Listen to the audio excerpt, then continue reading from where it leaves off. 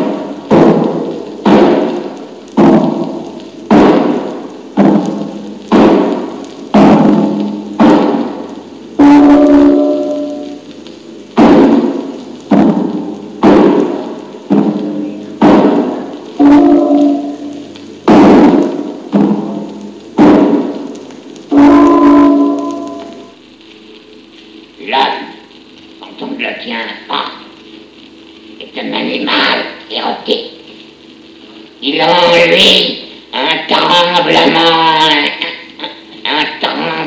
inspiré, une espèce de pulsation productrice de baisse en nombre, qui sont la forme que les anciens peuples terrestres attribuaient universellement à Dieu. Cela faisait ce qu'on appelle l'esprit. Or, cet esprit venu des Indiens d'Amérique ressort un peu partout aujourd'hui sous des allures scientifiques qui ne font qu'en accuser l'emprise infectieuse, morbide, l'état accusé de vice, mais d'un vice qui pleut de maladies, de microbes et de maladies. Parce que rien tant que vous voudrez, mais ce qu'on a appelé des microbes, c'est Dieu. Et savez-vous avec quoi les Américains et les Russes font leurs atomes? Ils les font avec les microbes de Dieu. Vous délirez, le garçon. Vous êtes fous.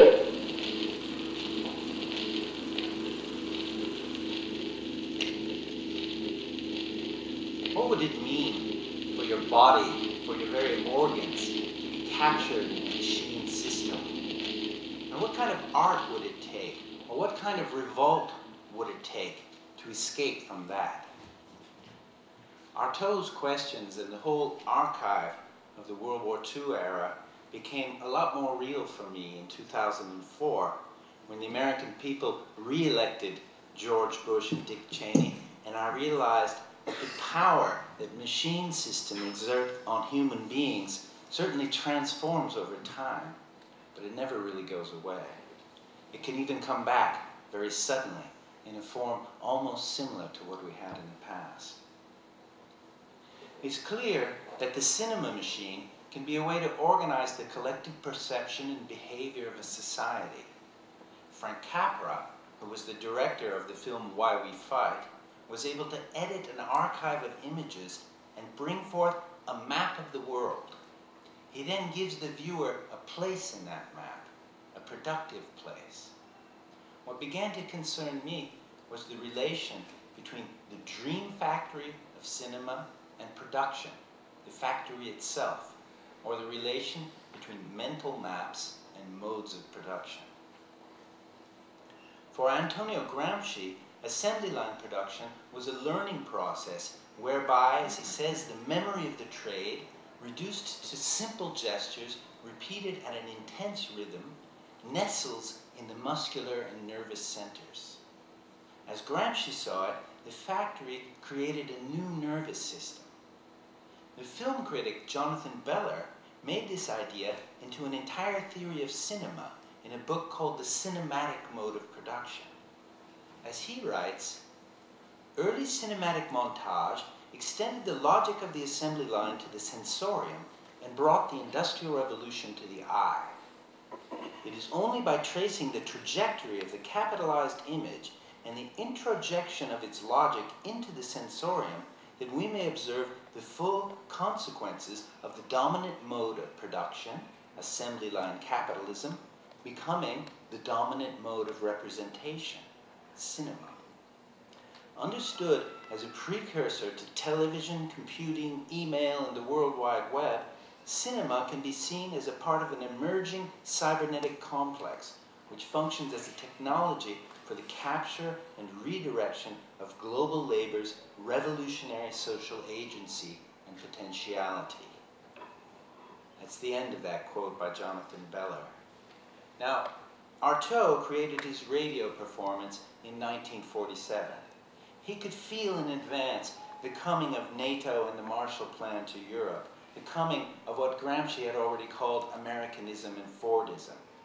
He didn't want to be captured in this advance. He wanted to make himself a body without attachments for the machine, a body without organs.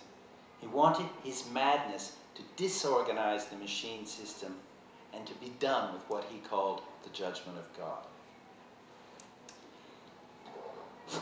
At any rate, you have one. At any rate, you make one. You cannot desire without making one.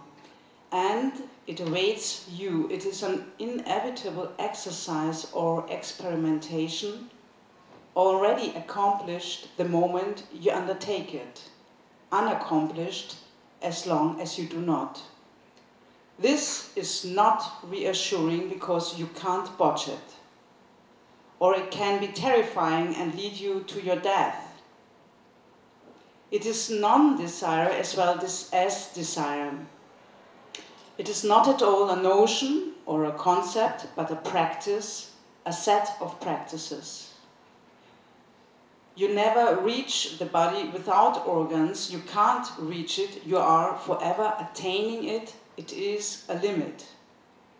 People ask, so what is this body without organs? But you're already on it, scurrying like a vermin, groping like a blind person, or running like a lunatic, desert traveler and nomad of the steppes. On it we sleep, live our waking lives, fight, and afoot seek our place, experience untold happiness and fabulous defeats. On it we penetrate and are penetrated, on it we love. A long procession. The hypochondriac body, the organs are destroyed, the damage has already been done, nothing happens anymore. Miss X claims that she no longer has a brain or nerves or chest or stomach or guts. All she has left is the skin and bones of a disorganized body. It is really so sad and dangerous to be fed up with seeing with your eyes, breathing with your lungs, swallowing with your mouth, talking with your tongue, thinking with your brain, having an anus and larynx, head and legs. Why not walk on our head, sing with your sinuses, see through your skin, breathe with your belly, the simple thing, the entity, the full body, the stationary voyage, anorexia, cutaneous vision, yoga, Krishna, love, experimentation. Where psychoanalysts say, stop finding yourself again, we should stay and say, let's go further still. We have not found our body without organs yet. We haven't sufficiently dismantled ourselves. So that's a text from 1,000 Plateaus. Of course, that was written a long time after Artaud's Scream. And you have to realize that what we're going to explore here now is the delay between when Artaud's invention happened and the time that this became a massive social and aesthetic reality. What happened was that the Scream was censored by the French state. It was made for a radio broadcast, it was recorded, and the broadcast never happened. It then echoed over decades among different artistic milieus. It was taken up, reinterpreted, transformed, even as the machine systems that Artaud had faced in the 1940s themselves transformed. And that's the kind of thing that we're going to start looking at, this process of transformation and this process of struggle with the evolving machine system. We're going to see what the artists and filmmakers and writers of the 1960s were up against by plunging back into the archive of the cybernetic technologies of the post-war period. So we'll watch a clip about the SAGE radar defense system in the 1950s, and we'll also get a glimpse of some of the organs of cybernetic government in an excerpt of a film by Lutz Dambeck called Das Netz, which delves into the past of the Cold War scientist Norbert Wiener.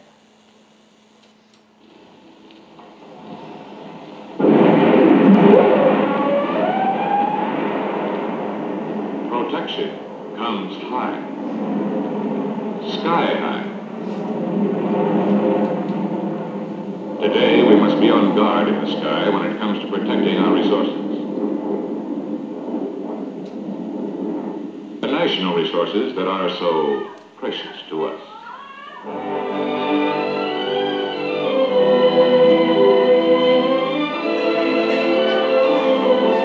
The offensive weapons tomorrow are here today. Supersonic, super destructive.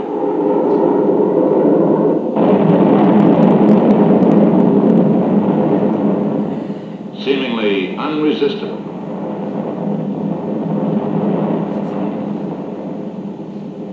To protect the future of America, the defense techniques of tomorrow had to be discovered now.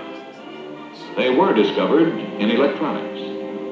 That is how SAGE and bursting computers into military service. Electronics for combat means new concepts, new tools, new weapons. You are listening to the heartbeat of the SAGE computer. Every instrument in this room is constantly monitoring, testing, pulse-taking. Wie kann man eine Maschine bauen, die Bewegungen von Jagdfliegern im Voraus berechnet, um diese dann abschießen zu können?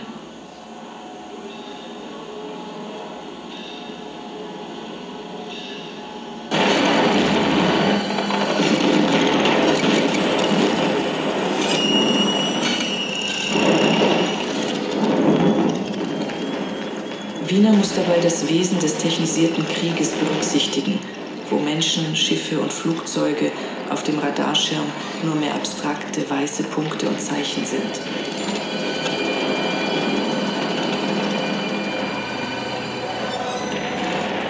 Der Pilot verschmilzt mit seiner Maschine, die Grenze zwischen Mensch und Maschine verwischt und es entsteht ein anonymes, mechanisiertes Gegenüber, dessen Handlungen nun in den Kriegslaboratorien modelliert und berechnet werden.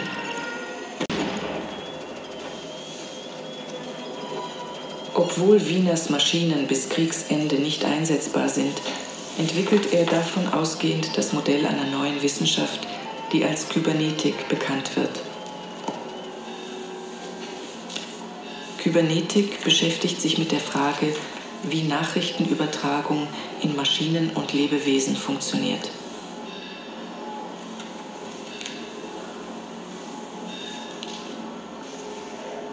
Basis der Kybernetik ist die Annahme, dass das menschliche Nervensystem Realität nicht abbildet, sondern errechnet. Der Mensch erscheint nun als ein informationsverarbeitendes System. Das Denken als Datenverarbeitung und das Gehirn als eine Fleischmaschine.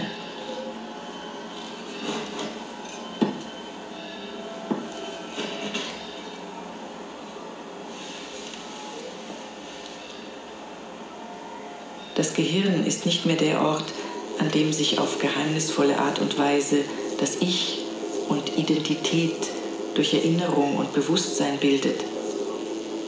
Es ist eine Maschine, die aus Schalt- und Regelkreisen, aus Rückkopplungsschleifen und aus Kommunikationsknoten besteht.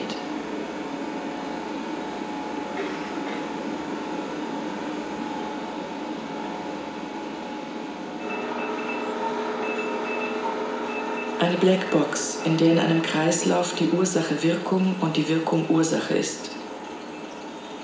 Ein geschlossenes Rückkopplungssystem mit In- und Output, den man kontrollieren und berechnen kann. Nicht mehr wie bisher ausgehend von Naturanschauung, sondern von unbezweifelbarer Mathematik und Logik.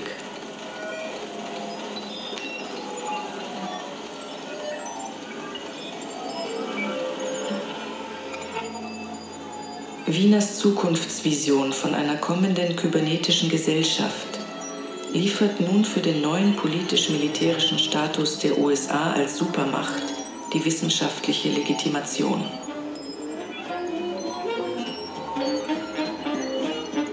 Kybernetik wird zur neuen globalen Leitwissenschaft, die fortan unter wechselnden Etiketten weiterentwickelt wird. Aus einer Theorie wird weltweite Praxis.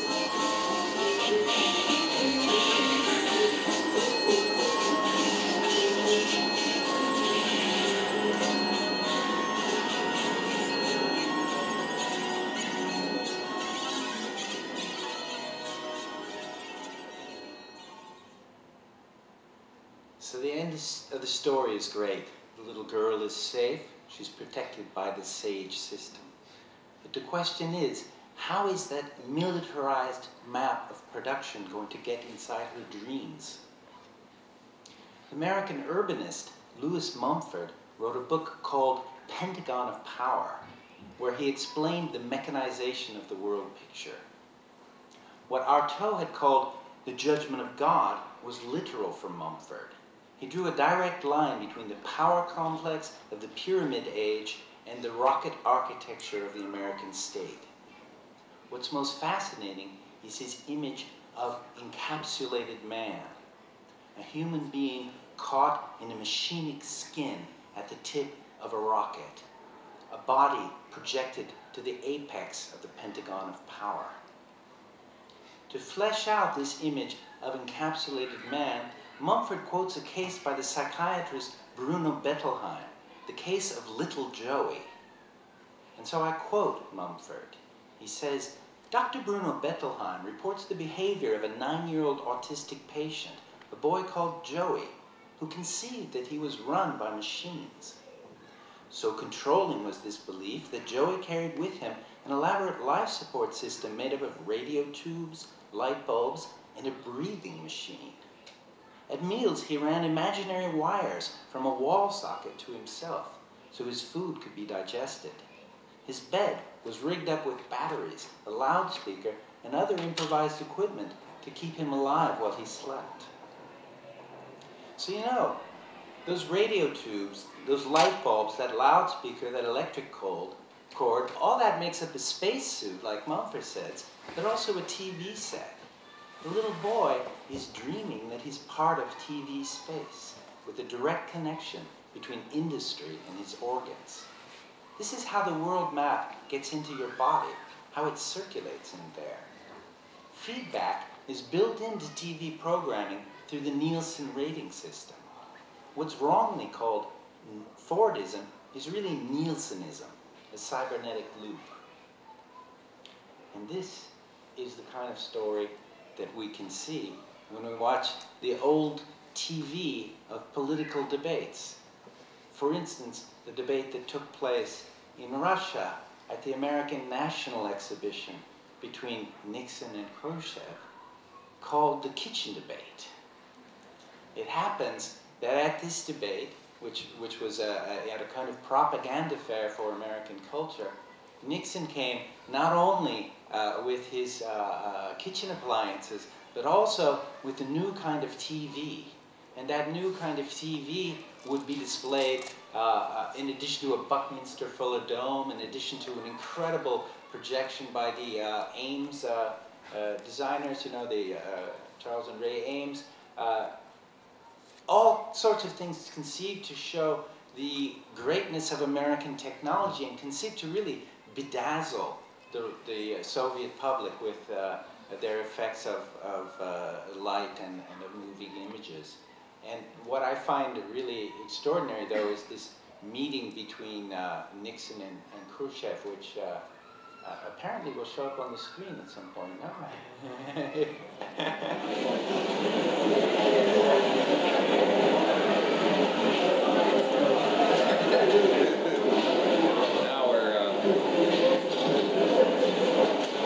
Now these lights or color have to be very bright. If you know it's a big lump and then we never see very hot. Что-то ты выйдешь очень сердитый, вроде ты хочешь подраться. Ты не такой сердитый. Нет, я был сходительница. Господин Никсон видел меня в очень хорошем настроении. You couldn't believe that because you saw Mr. Welch in very good humor this morning. That's right. Это когда-то можем допомнить. I can still write. Oh, really? Действительно?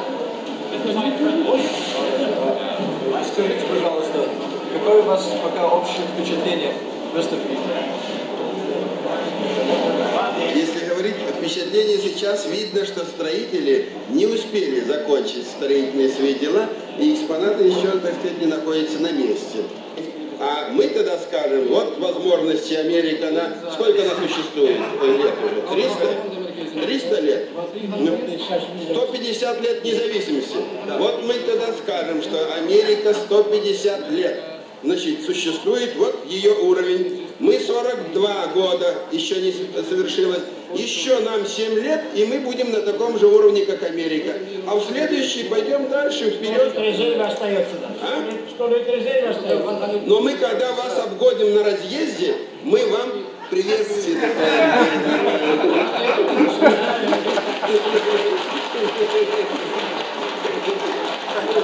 Потом, если хотите, мы можем остановиться и сказать, пожалуйста, за нами, пожалуйста.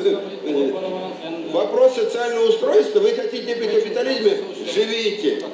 Это дело ваше, это вопрос внутренний, нас не касается. Мы можем вам сочувствовать, ну что же, раз вы не понимаете, ну живите так, как понимаете.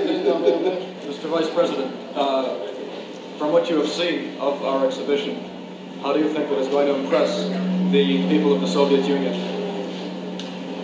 Well, I have not had much of an opportunity to see it yet, but I've seen a great number of photographers, and as of course the President and the Prime Minister.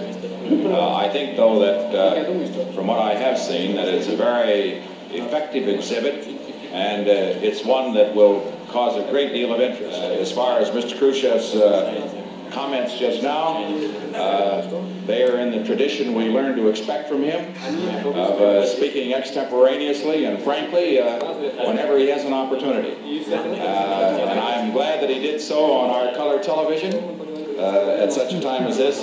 Of course, later on we will both have the opportunity to speak this evening, and consequently I will not comment on the various subjects that he raised at this point, except to say this. Khrushchev is one of the most advanced developments in communication that we have, at least in our country. It is color television, of course. It is, as you will see in a few minutes, when we will see the very picture of your speech and of my comments that has been transmitted.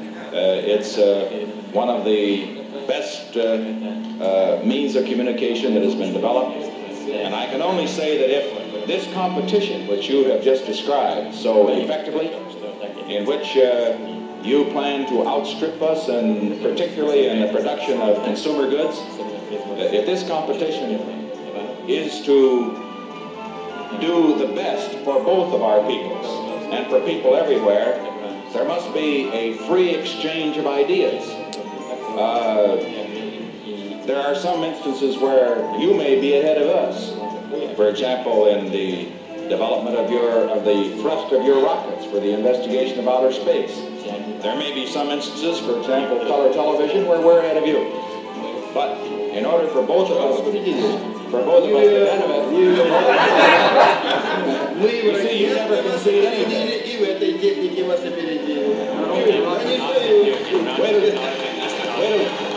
till you see the picture. I think it would be interesting for you to know that this program is now being recorded on Ampex color tape, and it can be played back immediately, and you can't tell that it isn't a live program.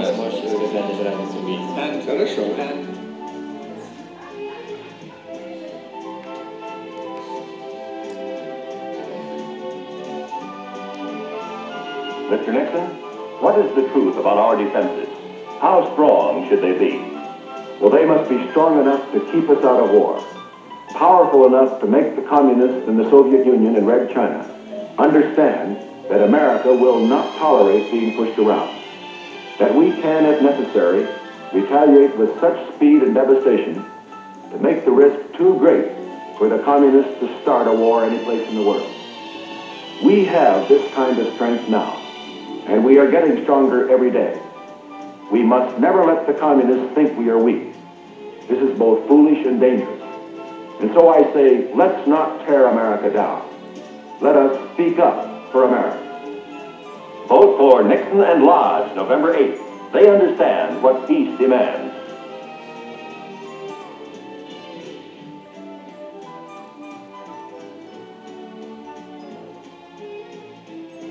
What a thrill to take the wheel of a rocket automobile. What you singing about? We're singing about the new Oldsmobile 88. Well, tell me more. Watch. We'll show you. How's this, Mr. Moon? Wow! Is that the Rocket 88? Right, with famous rocket engine power.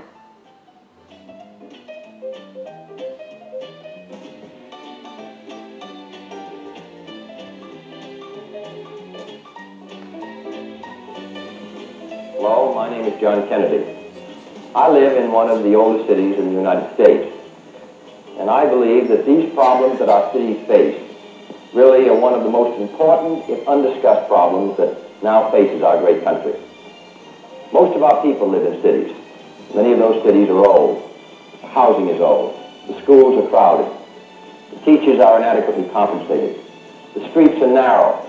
We can't stand the great transportation mass which we now have in the center of our cities at the rush hour. If our cities are going to maintain their vitality, if they're going to remain a good place in which to live, if our property taxes are going to remain in reason, then we're going to have to go to work. The community, the state, the national government. I believe we should create a Department of Urban Affairs for housing, transportation, and all the rest, and begin to move our cities forward. Vote for John F. Kennedy for president.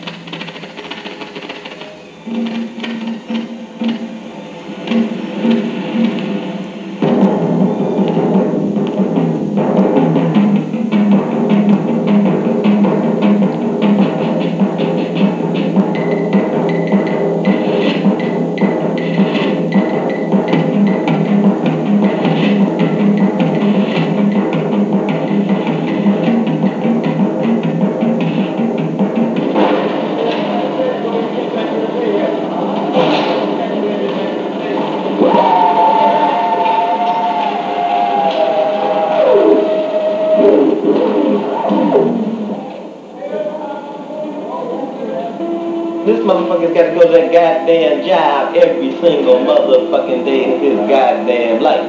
You know, and you go to that fella and say, what do you want? And he's going to say, motherfucker, I want to get off this goddamn motherfucking no good, dirty ass mind. And you see yourself in the shop, you know, you're a young guy, you're 24, 25 years old, and you see these older guys, 45 and 50, and they've gotten to the point where they have to work overtime just to have a free weekend every once in a while, or take a 2 weeks vacation. They have to save up for that.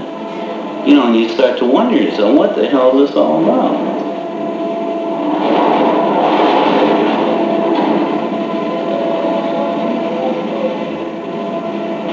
They haven't done anything for you. They've only done reform things, but they haven't really changed the oppressive conditions that factories have. 10 hours, 7 days a week. Not even saying that a worker has any say-so whether or not he wants to work this overtime. It's compulsory overtime. And you say, well, we're working on it, you know. Management and the union have gotten to the point where they're almost the same. I mean, you hear the same rhetoric from both of them. The superintendents or the management is exclusively white at Hamtramck. Hamtramck Assembly being 85% black. At Huber Avenue, it's almost 95% black. I took 3 tests. Now, one of the math tests I took, I didn't do too well on. The fellow who was running the test said, well, I'll tell you what, you go home and study up on this a little bit and come back and see me in a week. I know goddamn well I was going to tell that to any colored boy. You go out there, man, you get them little red helmets and them steel-toe motherfucking boots, man, and send you down in the motherfucking pits, the BOP, the basic oxygen plant, the open hearth furnace. I worked all over that motherfucker, man. Man, you come out of that motherfucker, man, with them flakes of steel that's in the air. If it's ever going to stop like this, then it would have to be the workers gain control of the plants. But if they don't maintain control of it, and it stays the way it is now, then the workers are going to steadily be losing life in there, and the company doesn't lose anything. They give you little bullshit amounts of money for working, wages and so forth, and then they steal all that shit back from you in terms of the way he got his other things set up. His whole credit gimmick society, man, consumer credit, buy shit on credit. He give you a little bit of shit to cool your ass off, and he steal all that shit back with shit called interest, the price of money. Motherfuckers in non-producing, non-existent, industries, motherfuckers who deal with paper. There's a cat who was standing up and said to you, he's in mining. And he sits in an office, man, on the 199th floor in some motherfucking building on Wall Street, and he's in mining. And he has papers, certificates, which are embroidered and shit, you know, stocks, bonds, debentures, obligations. He's in mining. I am not allowed to smoke marijuana!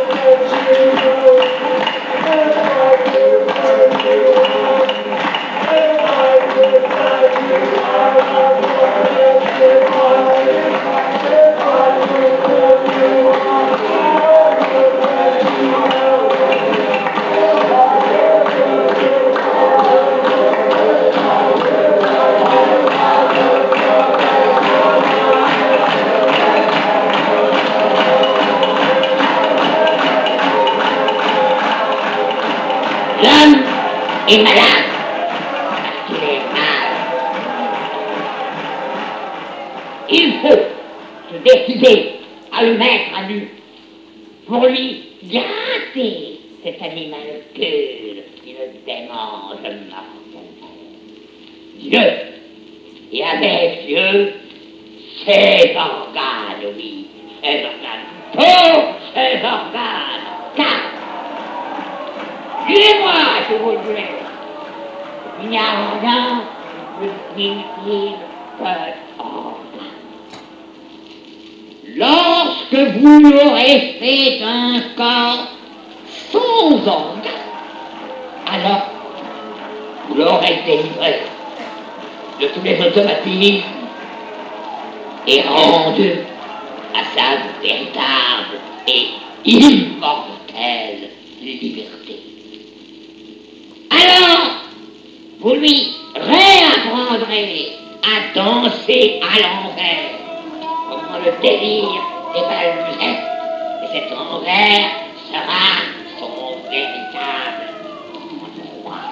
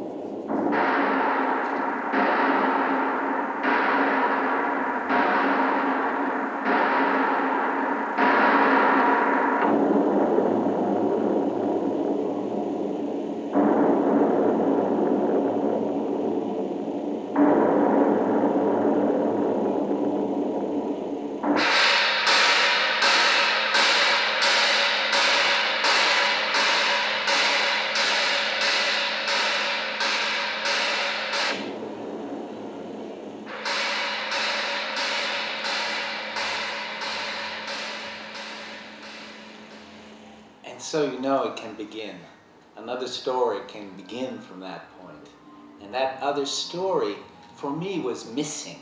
There was a hole in my head and in my body and in my memory until I first saw that film by Marty Top of the Living Theater's Paradise Now tour in 1968, you know. They came back from France, they came back from the France of May, and they, after a long exile in Europe, and they went around the United States with that theater piece, Paradise Now, and it had an incredible effect on people. They also played it in Berkeley. My parents saw it. This is something that really made a change, and it made that change on the back of, following the events of 1967 in Detroit, where the industrial actions at the point of production erupted into a revolt that really burned the city down and really launched the Black Power movement as a revolutionary movement in the United States. So all of that came together as a break with the post-war period, as a break with the models of an organized society and really a computerized, a cybernetic society that were being imposed up until that point.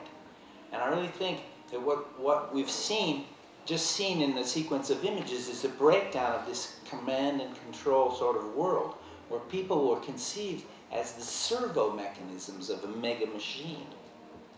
In the late 1960s, the cybernetic capsule is ruptured by sexuality and existential time, by minority movements and singular voices. What's refused are the calculated models of behavior, whether on the assembly lines, where the body has to match the rhythms of production, or in the universities, where the future managers learn the disciplines of analysis and abstraction.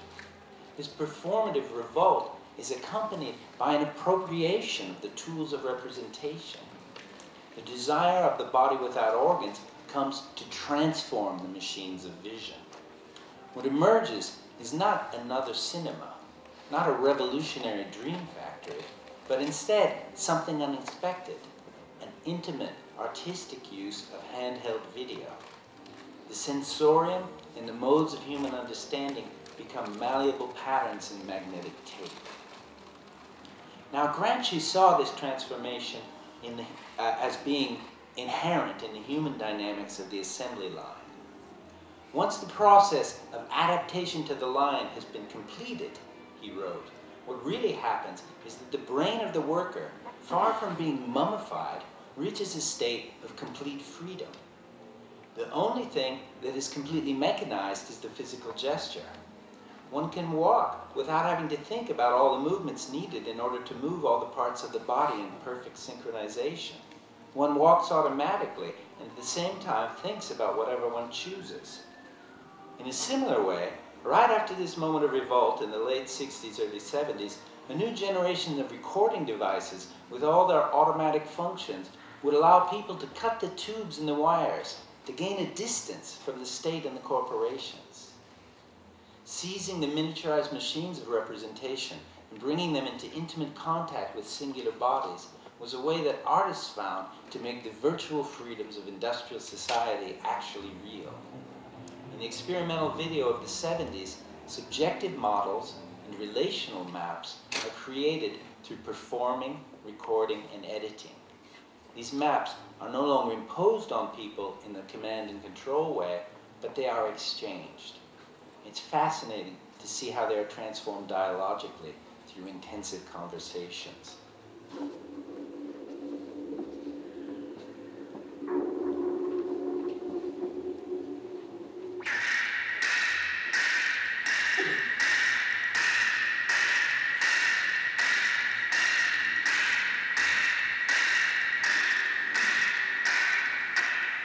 Tape he made, the tape she made. Sometime in December. On screen is her tape, of his tape.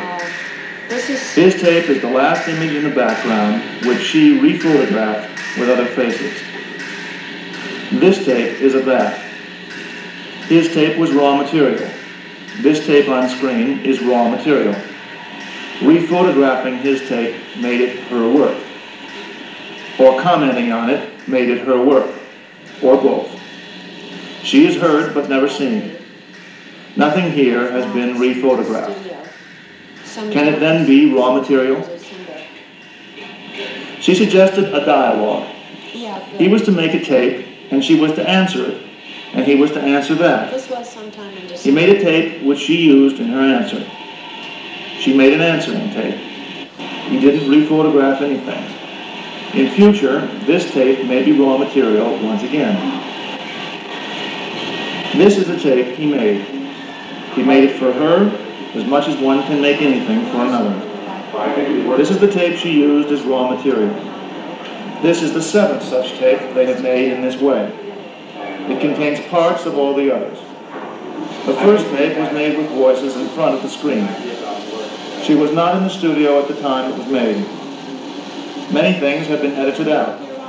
For example, she made a long tape of herself talking about work which she withdrew from the dialogue.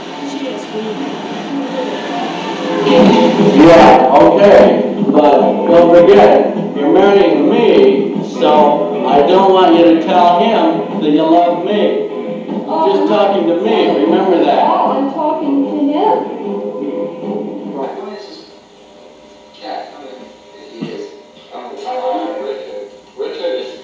We can't talk about this, you know. What is it? Maybe we don't have to. Because we're different now. Yeah. It's stupid to even relate to this. Except where the similarities come together. And I wouldn't let that Are there any similarities? Yeah, there are weaknesses, and I wouldn't present those on TV. What, the similarities are all weaknesses? What is the changes are all strengths? But the public wants us to. The public doesn't want to see a lot of strong people. Are you kidding? I don't give a shit what the public wants to see. No, they don't But want to did see you, a lot of when you were making that, you gave a shit? No, we wanted to get out of that scene. You know, we just thought Arthur was another rip-off artist. No, we thought we were going to rip Arthur off. Yeah, well, that's right. Well, it's yours and Virginia. Yeah. We stole it too often. We're in New York, We aren't have we? nothing to say. Well, that's the big... Bob Gray in the museum was on your... Like, Yeah. Yes, that's it. This I think is John it. Carroll's the speaker for all of us. Why don't you just rename yourself Third Carroll? But I'm getting married. For about 7 years, the whole concept of expressing myself through filmmaking ruined my life. It became an obsession, a neurosis, a preoccupation with only one aspect of my soul. And now, I decided that I would like to free myself and find another illusion and devote the next 7 years of my life. The biggest thing for me was to turn him on. I knew enough about, aware of myself enough to know that there was something about me that turned him on. And we went to the beach once, and boy, did he get, oh wow, it's incredible. He got hot, hot, hot. And there was nothing he could do. And like my defense on him to keep him from doing anything, my mother knows where I am, therefore. Well, in a way I do. Not that I have control over them when they're coming, but I know that I do have that kind of power. I know that they dig this something so much and that I can make them come, and that, I don't know, in that way I have a power, and I know I use that power. I just, because I couldn't get off, I would get off on just letting myself know that I could turn other people on, that I could turn men on, and that I could make them come. She removed his presence from herself. Sometimes she allowed him to mumble. That is done again and again. He uses the device of repetition far less as he finds it piques him. It piques him? It doesn't sound right, but it says that here.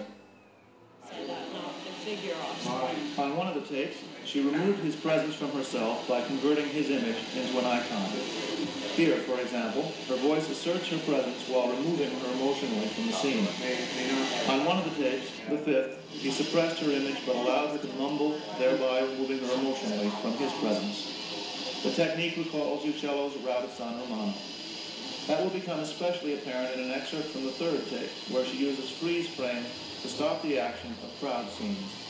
He was opposed to this on the whole, but retained it out of deference to the spirit of the dialogue. So when we went into the archives in Chicago, the video data bank, I think we knew we were going to find experimentalism. We knew we were going to find this kind of reflexivity of Robert Morris in his tape exchange. But I don't think we knew we were going to find this incredible intimacy of this Julie Gustafsson film, which is exactly called The Politics of Intimacy, or that we were going to find already in 1970 the proto-reality TV of Carolyn Ferd.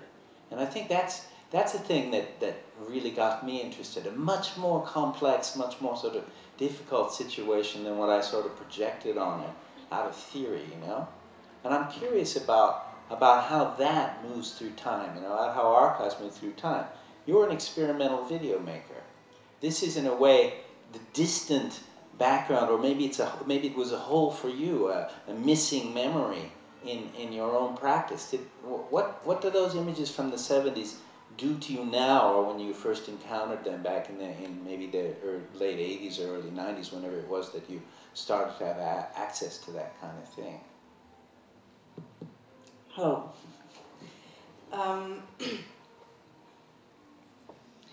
I mean, I still got parts of the tape technology and the technology which is open, which was not put into black boxes, which was a matrix-related process of work where you had to construct an image first. Yeah. You had to do a lot of stuff to construct an image. It was not a constructed image, ready-made, but you had to do quite some things to make an image.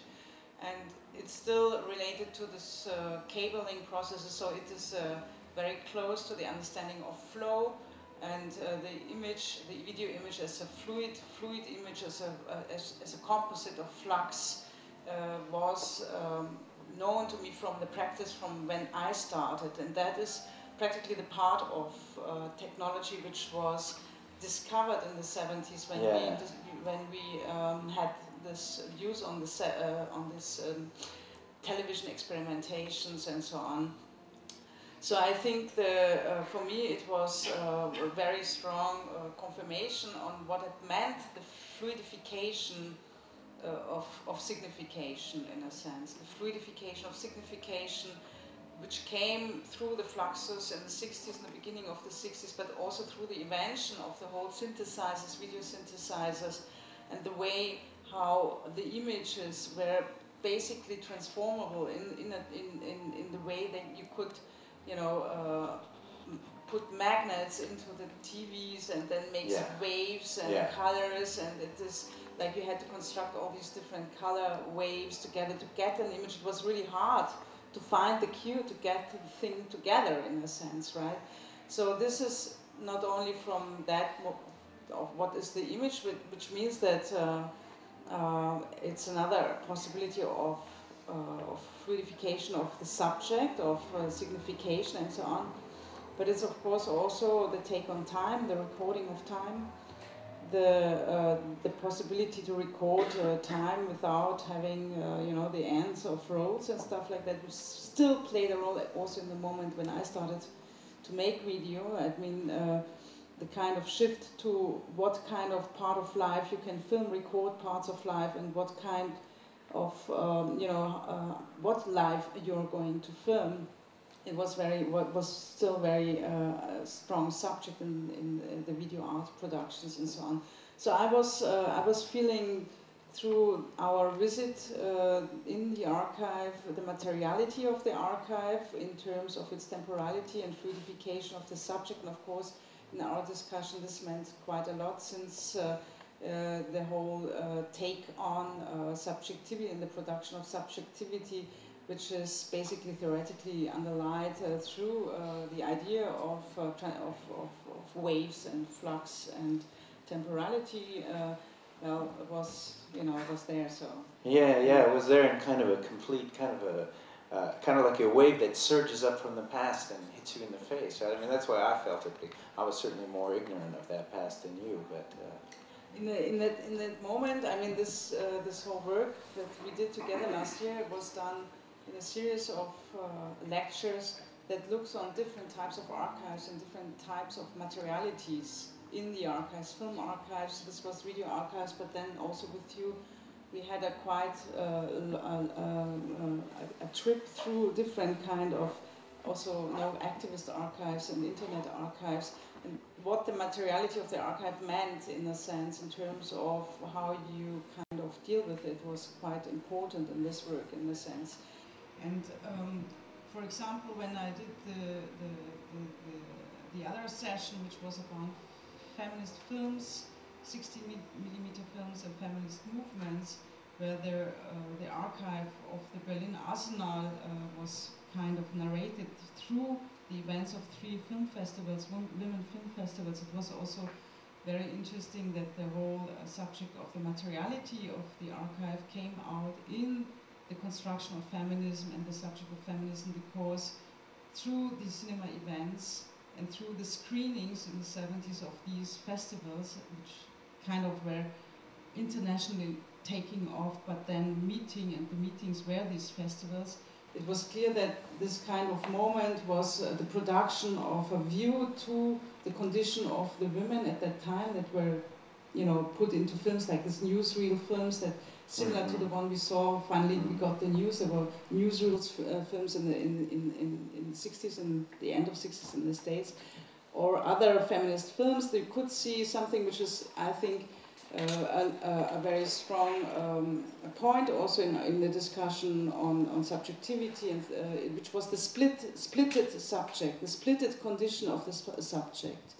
So there is a space of production that was the cinema and the screening of the cinema in the beginning of the 70s, and that this understanding of the splitted subject, and it was very strongly also echoing in lots of texts on psychology and so on. The split subject is kind of, you can make an experience of the split subject. So viewing cinema as experimental felt, but also experimenting in producing video, the production of the self with the camera, the kind of short circuit, all these moments of experimentation were totally closely theorized in terms of another type of subjectivity which became visible through this access to on technology. So yeah, I think that's it was another type of subjectivity and then another type of machine system. And what I found so interesting is that the two went together, totally together. It's the fact of being able to remodulate the electronic wave that allows you to experience that split and to then experience some kind of dialogue about that split. What is it? Who are we producing as we produce each other through these shared moments of viewing, you know? That kind of work, the fascinating thing is that kind of work, which is directly with the body, with the senses, with other people, was also being carried out at another level in science, where the very rigid models of cybernetic control were really giving way into these really complex and slippery second-order cybernetic models where it's really no longer about like a single field. It's about a plurality of agents which operate reflecting each other's strategies and transforming them in this kind of modulating way. And that sort of modulation, I think in the 70s and in ways that actually continue today, opened up a tremendous space of a give and take, you know, many more different kinds of exchange than we could possibly show in a few minutes. And what then happens, because nothing in society ever just keeps on going without interference, there's always, everything is always appropriated back by the mainstream. And what goes on in the 80s and in the 90s is an increasing integration into the whole media system of this kind, I wouldn't say of the fluidity, but definitely of the multiple strategies that people have and carry out on each other. Society and in its representations will now try to construct not a closed system where you have to do what you're told to do, but rather an open field where you will be encouraged in certain directions and channeled down certain paths. And that kind of system can be seen really, really clearly, whether it's in the architecture of a shopping mall or in the way that a commercial is designed or in the various forms of the internet that we now have, such as Facebook and other social media applications. And we're going to look at that, and we're going to look and see how people couldn't stand that sort of thing and still can't. How this new form that looks like fluidity, like all sorts of possibilities for the development of the self in time, becomes the form of like a sort of superior kind of manipulation, which is able to really take hold of the flows of people, of multiplicities, and give them a direction. Give them a direction that's offered also by art, you know, by the designers of what Harun Farokhi calls shopping worlds. And there's that fantastic film by Farokhi which is called The Creators of Shopping Worlds, and it shows you something of how these processes of integration work when what is no longer an experimental situation, that situation that we can see in the 70s, the situation that then Angela's generation of experimental video makers came out of, but now it's a production situation. It's a situation where all the parameters are known in advance, and they're also calculated economically. And that calculation gives rise to forms, to social forms, which are the ones that we inhabit in time. And it creates the need for a quite different sort of resistance. You can't break out from such a fluid mesh. You have to find other ways to slow down, to put inertia into the system, to open up spaces which are a space of sort of slower time when you're subject to this kind of design. Geträumt habe heute, dass wir hier an erster Stelle einen Flügel haben, die Café ein Klima geben. Ja. Ein Flügel möchte ich hier haben, unbedingt. Das ist diese Satz von dem Jugendstil, von den weichen, schönen Formen. Links sollte die haben. Und da könnten 1000 Tische entstehen und dann die Leute schon mit ultramodernen vielleicht Sachen, weil wir werden da keine Anbiederung machen an Ausstattung wird modern. Diese Wagenhalle wird der Wagenhalle. Eine Wagenhalle. Wie waren das denn? Das war ein Straßenbahn. Aha, Depot einfach. Ein Straßenbahndepot. Und das war noch eine Straßenbahn, die von Pferden gezogen wurde. Und dann haben die später Schienen verlegt, hier in die Halle rein, die Ställe wurden abgebrochen, etc. Es ist ein Komplex von Hallen und das ist die älteste, aber auch wiederum die besterhaltene.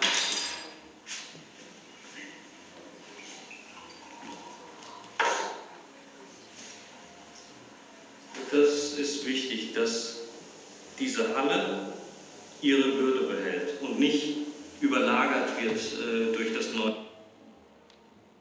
Und die Gastronomie als Durchlader, indem wir sagen, wir haben Gastronomie nach innen, da kann man das Forum beleben, und wir haben die Gastronomie nach außen, die Platzgastronomie. Ja. Gut, sollen wir es so machen? Gut. Wann treffen wir uns wieder? Wir brauchen schon ein bisschen was umzusetzen. Ende nächster Woche. Einverstanden. Ja? Gut. Prima. Machen wir das. Okay.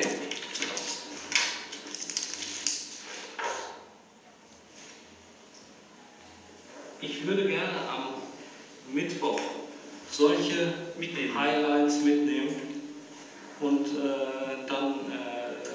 du hast mit dem Bauherrn? Ich habe mit dem Bauherrn einen Termin und erstens das Konzept erläutern und dann eben die Vermittlung des Räumlichen ist über diese Skizzen viel, viel intensiver, als wenn ich ihm da die Planung vorlese. Okay, aber da machen die noch tausend so Sachen und das, man will das hinhauen und das muss kommunizieren halt. Herr Dr. Falk, es ist deutlich etwas anderes, als die anderen 7 Arbeiten darstellen. Es wird, ich muss das natürlich heute Nachmittag ein paar Mal sagen, es würde sicherlich scheitern an einfach wirtschaftlichen Bewandtnissen. Wenn es ein wirkliches Spektakel ist, Eine Zugmaschine, dann, also ich hätte 2 Bedenken, Herr Hilmer. Das eine sind einfach gravierende Fehler im handelsbetrieblichen Ablauf, ich kann es Ihnen gleich sagen, mit dem Ergebnis, dass große Flächen überhaupt nicht vermietbar sein werden. Und bleiben werden. Und auch bleiben werden. Ja, welche werden das? Ich sage gleich mal ein Beispiel dazu. Ja. Dann gibt es aber auch etwas, was mich, also das kann ich nicht bewerten, das kann ich nicht beweisen. Es kann sein, dass dieser vielleicht aus der Bevölkerung, die ja hier den Umsatz letztlich tragen soll, dieser Baukörper als Fremdkörper, ich will nicht sagen als UFO oder ähnliches, bewertet wird und damit die Kundschaft, die Münsteraner Kundschaft, vielleicht deswegen nicht mehr kommt. Ob das jetzt hier nach Münster passt oder so, weiß ich nicht. Ne? Aber ich kann mir das vorstellen, wenn das gut gemacht ist, das ist sicher auch sehr teuer. Also solche Glaskonstruktionen, also wenn man sich da auskennt, das ist nicht einfach herzustellen. Und da muss man schon eine Menge können und man muss auch eine Menge Geld mitbringen. Aber ich plädiere trotzdem dafür, das ist für mich eine wertvolle Arbeit. Ich denke, man sollte dem Verfasser die Chance geben. Und kann man mal diese Grundfrage stellen, entspricht dieser Gedanke der Aufgabenstellung? Oder ist es eine Idee, die er schon immer hat und die er hier verwirklichen will? So sieht es ein bisschen aus. Ja, das ist ein bisschen noch eine Frage. Was ist in 20 Jahren, wenn man sich das mal vorstellt? Das ist immer ganz wichtig. You are a funky look, 'cause that's part of being a girl. Some guys are dreams, sometimes you wanna scream. Look at you now, hey, watch out, you've got a sense of pride, you found your space, and McDonald's is still your kind of place. Funny how you feel seems to show on your face. Girls, girls, girls, you've heard the latest news, you're expressing your views.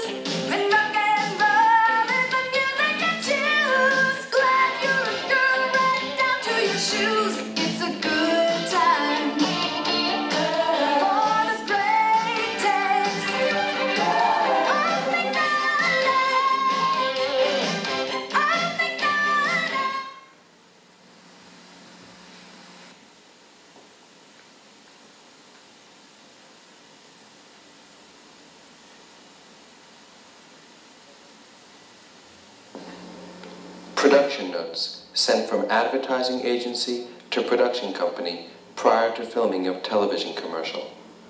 Objective. The objective of this spot is to convince girls in the age group from 10 to say 18 that McDonald's understands, empathizes, and admires them. This spot is a tribute to the female gender. Look. Design is the key word for this spot. Everything should be taken into account to give the viewer an overall look of style, graphic design, and realism to what girls are really about. Since the subject is girls, design of scenes take on the utmost importance. For instance, the bedroom scene with the girl getting her hair done like the cover girl. Let's say the walls in that room are purple, the bow in the girl's hair is pink, and her sweater is, say, purple and pink. The magazine cover has a slate gray background, and girl behind her is dressed in a rose-colored jacket with, say, a light gray silk skirt. The whole scene now has colors that complement each other, and an intense design element. Each scene should be looked at this way, color-wise. Every object, prop, and piece of clothing should complement each other. Also, the photographic approach should be fresh, alive, active, and inspiring. Contemporary is a good word here, like the Dexter Coke ads, like the Chicago Tribune ads, like the 501G ads, like the Levi Cords Night ads, like the Honda scooter ads, the 80s film look, not 70s European New Wave, but 80s contemporary, heightened reality vignettes that all exist in the examples I've just described. For this commercial, the look, the style, and the music is everything. Without that, we'll end up with another boring vignette spot about girls. Girls and guys should be between the ages of 13 and 16. Again, the cast should be aspirational. Kids want to appear older. We don't want rowdy, street-looking kids, but we don't want Midwestern milk-fed-looking kids either. The kids should look mature, wise, and have character. We don't want redheads with freckles, all blonde, blue-eyed darlings. We want a cross-section of the American girl, some pretty, some not so pretty, but with character.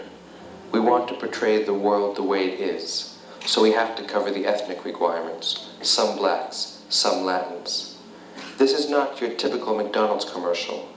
We are talking a daring step for McDonald's. The kids we are speaking to are filmatically sophisticated. The McDonald's objective for tween advertising is to portray happy, smiling kids in their own world. The camera is like a disembodied spirit that catches these kids in the act of being themselves. McDonald's still represents God, America, and apple pie. They tell you they want to move out of the neighborhood, but then we find out that they only wanted to go next door. I'm saying this to say that there is a fine line between where we are and how far we can go. These spots should not look too urban, too ethnic, too new wave, or too anything that doesn't jive with McDonald's image. Lighting should be dramatic, but not shattering. Location should be beautiful, but not weird. Clothing should be contemporary, but not punk. Casting should be characterizations, but not to the point of hoodlums. Film style should be graphic, but not gritty European. In other words, we can go out of the ordinary, but we can't live there. I know this may sound confusing, but I find it's better to know the way McDonald's works now than argue on the set about it later. Good luck, everyone.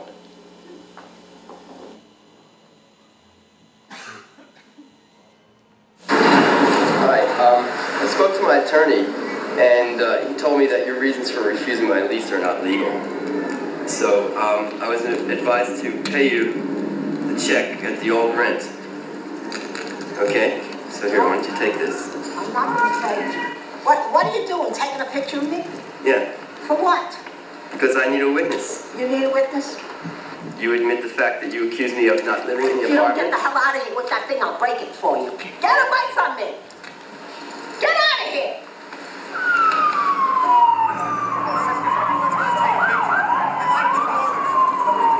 Silence! Get the hell out of here! The lady's hurt, and you're making it look stupid. I'm making it look stupid, man. You like it? Get out of the street. Life, man. Well, tell everybody else to get out of the street. No, you got the camera. You're harassing me, man. That's not against the law to take pictures. You're saying in the middle street it is. Well, then everybody... Hi, I'm Paul Garrett, and I live in New York. This is my Video 8 camera. I carry it everywhere I go, because you never know what you're going to catch on the street. Sometimes I can get some really incredible stuff by chance, you know, by being in the right place at the right time, sometimes the wrong time, like this riot.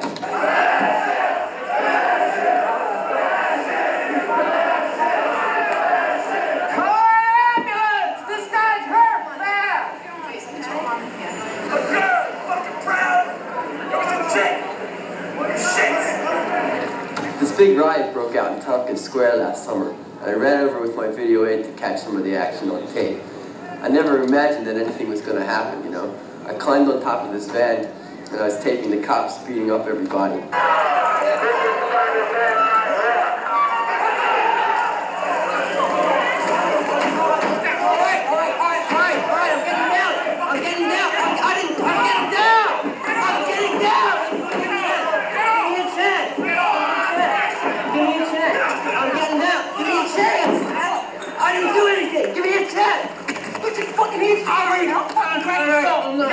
Yeah, I got it. Okay. All right. They tried to destroy my camera, but I got up and ran away. The camera's only slightly damaged, and I still had the tape. Then I got my revenge. By that night, I had the tape on CBS and NBC, and by the next day, it made every broadcast. And by the end of the week, it made every channel and every broadcast. This is Channel 2 News Sunday. Everything you need to know, because anything can happen in New York. There was a 5-hour fury in an East Village park last night. The video artist was recording the chaos on his home video camera when police came after him. A preliminary police report into the... Did some officers... Police brutality. May have used excessive force. TV tape. Tompkins Square Park. It could have been a scene out of... Nothing's been the same ever since, you know. I've been getting death threats. I've been hounded by photographers and news crews and newspapers, and you know, I've been doing testimony at the grand jury and making complaints all over the place. You know, I had the FBI involved. It was a real trip, man. Such an ass, mother. You got the whole police force out to get you, stupid son of a you. Now his answering machine is filled with threats. Tonight, photographer Paul Garrett blames it all on police. I want him to know that if at any time he believes he's in danger by virtue of harassment, to call me. I will help him and I will protect him. The whole thing about the riot was exposed through the media because of my tape, because the mayor and the police commissioner were denying everything. But, you know, on my tape I had police beating up people and their badges covered and all things like that, you know. It was really a planned action, you know. We could see that it was a conspiracy. Were they cops preparing to use force behind a mask of anonymity?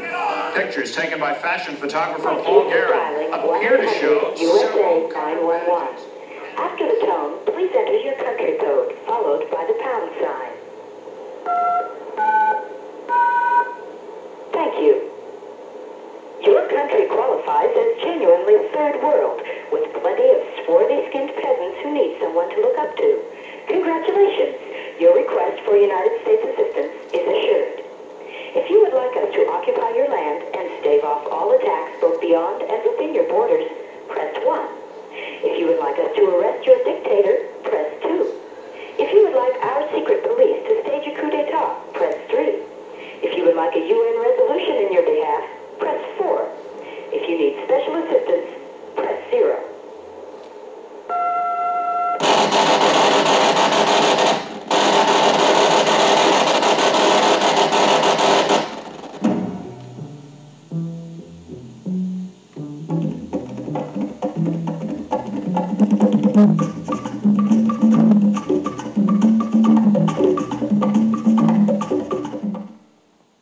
This is an historic moment.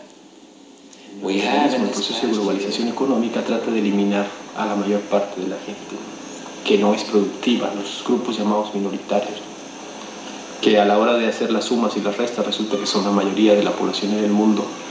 Y nos encontramos con un sistema mundial, ahora sí, de globalización que está dispuesto a sacrificar a millones de seres humanos. En este sentido, los grandes medios de comunicación, los grandes monstruos de la industria de la televisión, en la comunicación satelital, en la prensa de magazine y en la prensa de periódicos, de newspaper. Parece empeñada en buena parte en tratar de presentar un mundo virtual creado a la imagen y semejanza de lo que el proceso de globalización requiere. En ese sentido, el mundo de la noticia moderna solo es el mundo de lo que le acontece a la gente importante, a los VIPs, a los very important people, su cotidianidad si es la que importa, si se casan, si se divorcian, si comen, si se visten, si se desvisten, de las grandes estrellas de cine, de los grandes políticos, pero el común de la gente solo aparece en los medios de comunicación en el momento en que mata o en el que es muerto. Para los grandes medios de comunicación, para el poder neoliberal en el mundo, los otros, los excluidos solo existen cuando están muertos o cuando están en la cárcel o son perseguidos. Esto no puede seguir así, ¿no? Porque finalmente lo que va a ocurrir cuando este mundo virtual se choque tarde o temprano con la realidad mundial y lo que está ocurriendo, va a producir efectos de rebelión y de guerra en todo el mundo. No quiero decir en lo que falta del mundo por tener guerras, ¿no? Nosotros podemos tener una actitud cínica frente a los medios de comunicación, aceptar que eso es así, que no se puede hacer nada contra ese poder del dinero que se expresa en imágenes, en palabras, en comunicación digital, en sistemas computerizados y que invade no de noticias el mundo, sino de una forma de ver el mundo, solo la forma de poder, de cómo se debe ver el mundo. Decir, bueno, finalmente es así es y no tenemos nada que hacer. Otra actitud que podemos asumir es simplemente la incredulidad, decir todo lo que digan los medios de comunicación de los grandes monopolios es mentira, no nos interesa, y conformarnos con la vida doméstica que tenemos.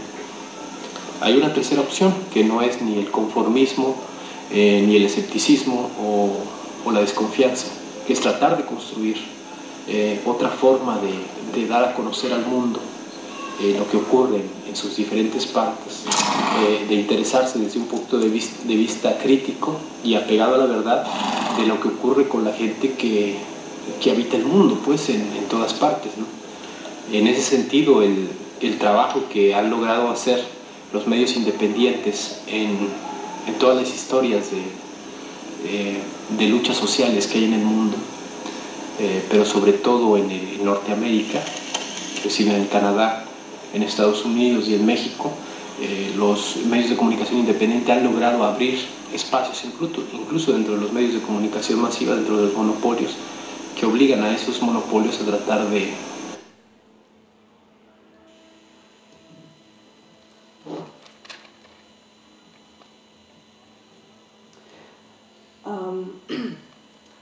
I think Paul Garin, being in New York, being the editor of Namjoon Paik's videotapes, working in the studio in New York, and at the same time discovering his video weapon, in a sense, this was like something like in the end of the 80s, had an incredible impact on different political movements, such as people working with media and media activism, and understanding that they could by some means enter the mass media by some tricks, by some, for example, there was this famous action of this group of parents in New York who would buy before Christmas Barbies, and then they would go in the supermarket, buy like, I don't know, 50 Barbies, then they would open the Barbies and take out the speech chip of the Ken and of the male and the female, and exchange it, so the male would have a female voice and the female would have a male voice, pack it again in boxes, put it back in the supermarket,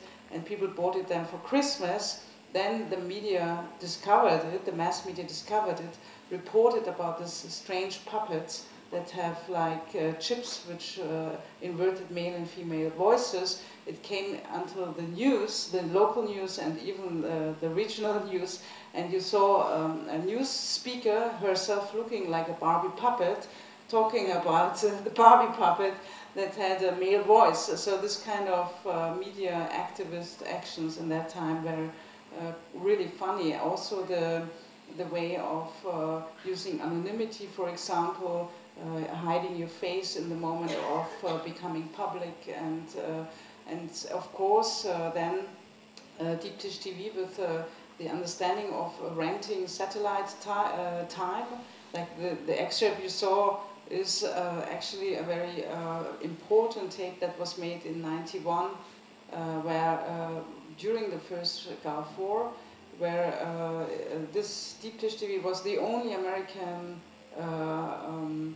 wire or TV available beside of ABC and CNN and so on, reporting on the Gulf War, and they had rented satellite time and showed this tape all the time, so it was a really had a huge impact. So for us at the time, this was very important when we worked politically in Paris, and we had also during the Gulf War in the beginning of the 90s media activist groups, which then were understanding the implication of the common action between military and media, which was coupled at the time. So no more military action without stratified and organized media action on the other hand.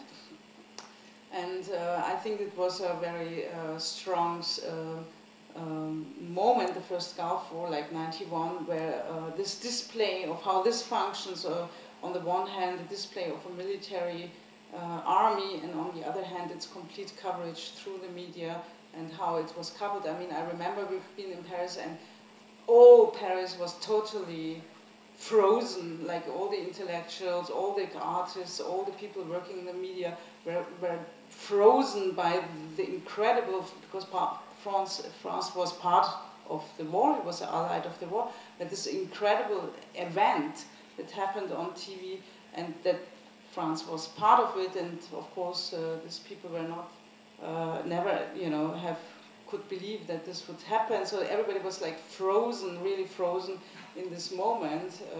And I remember that we at that time formed a group in order to understand really how does this function, analyze it, and make interviews. And also we met then at that time Guattari, Felix Guattari, who gave an interview for us.